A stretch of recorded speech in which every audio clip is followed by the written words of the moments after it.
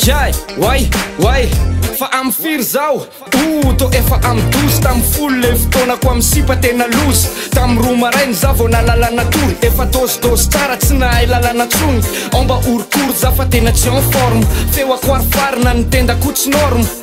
fa firikainy lanitsika omaly de efa tramyoviny za zao nefa tsy nikaly mila mandeha mandro za fa aizary madamo ividy charbon de mba anao rano mafana eno tsara ty za mafaratsy be le beky safangaro amle zamatsone tena ampy mintsy loha zay fa za tena mifone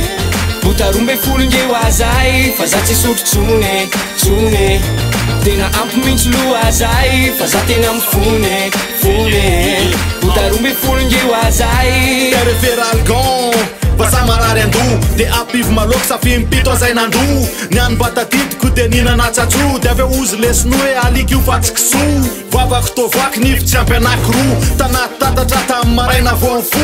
oay le tolatsinainy maraina saady nefa za tokony raisina mpandray tamy laady za tsy tafatsangana fa mbola fanipanina raha fotsy te ikoba nefa za mbola ampanina oko zay le refy aleo lo akabozy mba analako vazo ny tairo aty le maky tena ampy mintsy loha zay fa za tena mifone botarombe folo ngeo azay fa za tsy sotrotsone tena ampy mintsy loha zay fa za tena mifone botarombe folo ngeo azay olala mamamia nakay zany kilotiko de verdolo ve zany le vola tato aposy kory farao tairo ambesora andiniako an'izany sady za te hikaka fa inona nitranga tamy fa tsy kopoko mivadika ho mavomavo hatramy lokomboloko tady ho fanotranina fa misy tension de ozy raso fainky sa hoe fe attention tena mangateta zany te hisotro rano tsy hitako ny lalana ny tanako tatano fa le sy arbainina fa oky zay le beksy tsoza ty voasazy mitady fery fa za tsy sotrotsone tena ampy mintsy loha zay fa za tena mifone botarombe folo ngeo azay fa za tsy sotrotsone tena ampy mintsy loha zay fa za tena mifone botarombe folo ngeo azay makafoka be tena ampy mintsy loha zay makafoka be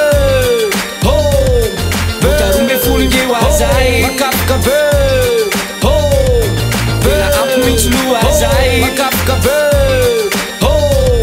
botarombe folo ngeo azay fa tena ampy mintsy kosangamby zay fa zao ko efa fay zao ko efa faina nandrakandrana nandrakandrana